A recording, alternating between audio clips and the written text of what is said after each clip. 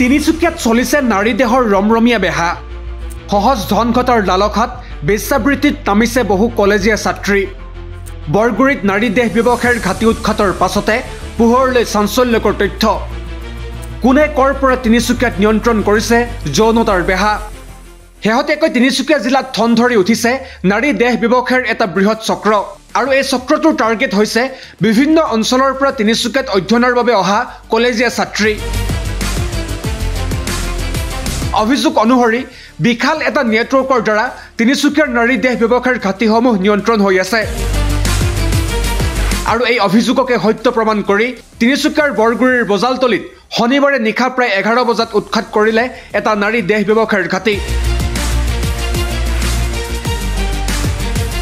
বজালতলিৰ বাটৰ পুখুৰীৰ সন্মুখৰ এই ঘৰটোতেই দীৰ্ঘদিনৰ পৰা দেহ ব্যৱসায় চলি থকাৰ উমান পাইছিল স্থানীয় ৰাইজে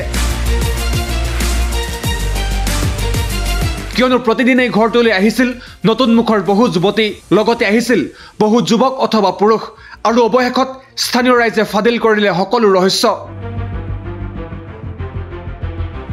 জনসম্পৰ্কত লিপ্ত হৈ থকাৰ সময়তে স্থানীয় ৰাইজে হাতেলতে ধৰিবলৈ সক্ষম হয় কেইবাগৰাকীও যুৱক যুৱতীক ইয়াৰে দুই যুৱকক ৰাইজে উত্তম মধ্যম সোধাই কৰায়ত্ব কৰিবলৈ সক্ষম হয় যদিও বাকীসকল পলাই হাৰিবলৈ সক্ষম হয় লগতে স্থানীয় ৰাইজে আবদ্ধ কৰি ৰাখিবলৈ সক্ষম হয় বাসগৃহটোৰ এগৰাকী মহিলাক লগে লগে ঘটনাস্থলীত আৰক্ষী উপস্থিত হৈ তদন্ত আৰম্ভ কৰাত উদ্ধাৰ হয় বৃহৎ পৰিমাণৰ ব্যৱহৃত কণ্ডম মদৰ বটল আৰু ভাঙৰ টোপোলা লগতে আৰক্ষীয়ে উদ্ধাৰ কৰে 1 লক্ষাধিক টকা ইফালে তিনি অভিযুক্তক নিখাই আৰক্ষীয়ে লৈ যায় তিনিচুকীয়া সদৰ থানালৈ এই তাই আজি মানে বহুত দিনৰ পৰা তাই এইবিলাক কৰি আছে সৰু সৰু ছোৱালী 15-16 বছৰৰ ছোৱালী আনে তাই এনেকুৱা কিবা কিবি কৰে তো গাঁৱৰ মানুহে চাই থাকে ন তাইক দেখি থাকে তাই কেইবাবাৰো কোৱা হ'ল যে তুমি এনেকুৱা এখনত নকৰিবা কিন্তু তাই নাই নুশুনে তো আজি অকস্মাতে মই আহিলোঁ তাৰ সৰুজনী ছোৱালীয়ে চিঞৰি ওলোৱা দেখি তে দেখিছোঁ গড়গড়কৈ ল'ৰা ছোৱালীক দৰ মাৰিছে দেই বহুত কেইবাটাও দেখিছোঁ কিন্তু মই সেইটো সঁচা আৰু কেইটামান স্কুটি লৈ পিনি গ'ল আৰু কেইটামান ধৰিলে তাৰপৰা তাই আৰু এইবিলাকে চলাই আছে আৰু বহুত দিনৰ পৰা মই জনাৰ মতেতো তেনেকৈ মই ভালেমানখানিমান দিন হ'ল আৰু নি 6-7 মাহ এনেকৈ হয় 6-7 মাহ বেছি পাৰে হ'ল চাগে তাই তাতকৈ আগৰ পৰা হ'ব পাৰে সম্ভৱ কিন্তু মই গম পোৱাত সিমানখিনি আৰু ৰাইজে আজি 2জনক ধৰিলে পৰাগাঁৱৰ ছোৱালীও আছিলে 3-4জনীমান ছোৱালীও আছিলে ছোৱালীকেইজনী দৌৰ মাৰিলে এতিয়া কোনে ক'ত পলালে সেইটো ক'ব নোৱাৰোঁ কিন্তু তাই মানে একদম মানে ভিতৰত বহি গৈছে তাই কৈছে যে মই একো কৰা নাই তোৰ ইমানখিনি মানুহ কিয় আছিলে সেইটো সুধিছে তাইক ন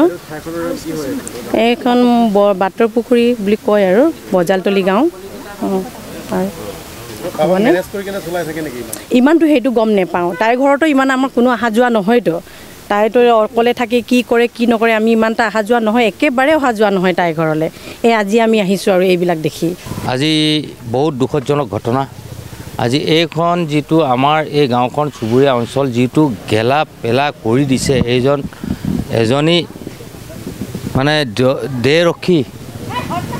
এইফালৰ পৰা ছোৱালী আনে সেইফালৰ পৰা ছোৱালী সৰু সৰু ছোৱালী আনি পিনে যিটো ইয়াত হেৰি কৰি গৈছে আমাক ঘৃণা লাগিছে ঘৃণা কৰোঁতে আজি গোটেই গাঁৱৰ ৰাইজে উঠি আজি তেওঁক ধৰা হ'ল আৰু তেওঁ ইমান লেতেৰা আজি মই প্ৰত্যেকটো মানুহক ক'ব খোজোঁ যে এনেকুৱা মাইকী মানুহ থকাতকৈ নথকাই ভাল আৰু মা হোৱাতকৈ নোহোৱাই ভাল মই সিমানখিনি কৈ পিনে আপোনালোকক মই সমাপ্ত কৰিছোঁ কিন্তু সহজ ধনৰ লোভত পৰি একাংশ কলেজীয়া ছাত্ৰী এনে ব্যৱসায়ত জড়িত হৈ পৰা বিষয়টোৱে চাঞ্চল্যৰ সৃষ্টি কৰিছে এই ক্ষেত্ৰত তিনিচুকীয়া জিলা প্ৰশাসনে ব্যৱস্থা গ্ৰহণ কৰি তদন্ত প্ৰক্ৰিয়া কিদৰে আগবঢ়াই নিয়ে সেয়া পৰৱৰ্তী সময়তহে লক্ষণীয় হ'ব নিউজ ডেস্ক ৰিপৰ্ট আপডেট নাও